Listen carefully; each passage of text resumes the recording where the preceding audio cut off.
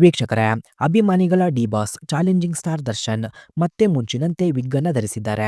ನಟ ದರ್ಶನ್ ರವರ ಡೆವಿಲ್ ಸಿನಿಮಾದ ಚಿತ್ರೀಕರಣಕ್ಕೋಸ್ಕರ ಮತ್ತೊಮ್ಮೆ ವಿಗ್ ಧರಿಸಿರುವ ನಟ ದರ್ಶನ್ ಮುಂದಿನ ವಾರದಲ್ಲಿ ಡೆವಿಲ್ ಸಿನಿಮಾದ ಚಿತ್ರೀಕರಣದಲ್ಲಿ ಕೂಡ ಪಾಲ್ಗೊಳ್ಳಲಿದ್ದಾರೆ.